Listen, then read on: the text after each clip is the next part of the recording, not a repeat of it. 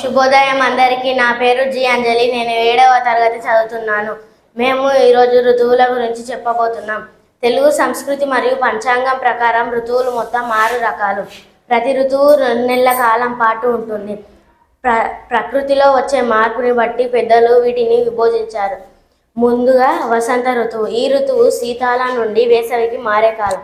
ఈ ఋతువులో చెట్లు చిగురిస్తాయి, అలాగే కోయిల కూతలు ఎక్కువగా వినిపిస్తాయి.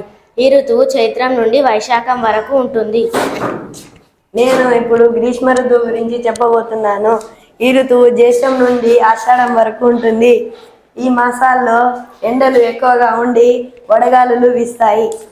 వర్ష ఋతువు శ్రావణ నుండి భాద్రపద మాసాలలో ఉంటుంది. ఈ మాసాలలో వర్షాలు విరివిగా కురుస్తాయి. ఆకాశం అంతా మేఘావృతమై ఉంటుంది. అలాగే భూమి అంతా పచ్చగా మారుతుంది. భారతదేశంలో 6 ఋతువుల్లో ఇది 3వ ఋతువు. తెలుగు నెలల ప్రకారం శ్రావణ భాద్రపద మాసాలలో జూలై, ఆగస్టు లేదా సెప్టెంబర్ వర్ష ఋతువు ఉంటుంది. దీనిని వర్షాకాలం అని కూడా పిలుస్తారు. ఇది వేసవి కాలం వేడి నుండి ఉపశమనం కలిగిస్తుంది. వర్ష ఋతువు రైతులకు చాలా ముఖ్యమైనది. పంటలకు అవసరమైన తేమను ఇచ్చి వ్యవసాయానికి, ఆరోగ్య తత్పత్తికి చాలా ఉపయోగపడుతుంది. వర్షాల వల్ల ఎండిపోయిన చెట్లు మొక్కలు చిగురించి ప్రకృతి పచ్చదనంతో కలకలలాడుతుంది. వర్ష ఋతువు భూమికి ఒక కొత్త జీవిని ఇస్తుంది. పర్యావరణానికి చాలా ప్రయోజనకరమైన కాలం. నేను ఇప్పుడు శరద్ ఋతువు గురించి చెప్పబోతున్నాను. ఇది అశ్వయుజం కార్తీకం మాసాల్లో ఉండును. తేమతో కూడిన వర్షాకాలం నుండి శీతాకాలానికి మారే కాలం. ఈ ఋతువు ఆరోగ్యం పాలయ్యే అవకాశం ఎక్కువగా ఉంటుంది.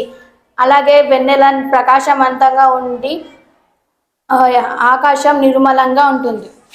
నేను ఇప్పుడు హేమంత ఋతువు గురించి చెప్పబోతున్నాను. ఈ ఋతువు మార్గశిరం మరియు పుష్యం మాసాల్లో ఉండును. మంచు బాగా కురుస్తూ చలి మొదలవుతుంది. ఈ ఋతువు రాత్రులు ఎక్కువగా మరియు పగళ్ళు తక్కువగా ఉంటుంది. రైతులు శీతాకాలపు పంటలను వేస్తారు. సాధారణంగా ఈ ఋతువు నవంబర్ 20 నుండి జనవరి 20 వరకు ఉంటుంది. 6 ఋతువులలో హేమంత ఋతువు 5వ ఋతువు. నేను ఇప్పుడు శిశిర ఋతువు గురించి చెప్పబోతున్నాను. శిశిర ఋతువు ఇది మాఘం పాల్గొన మాసంలో ఉండును. ఈ కాలంలో చెట్లు ఆకులు రాలుస్తాయి, అలాగే చలి తీవ్రత ఎక్కువగా ఉంటుంది. ధన్యవాదములు.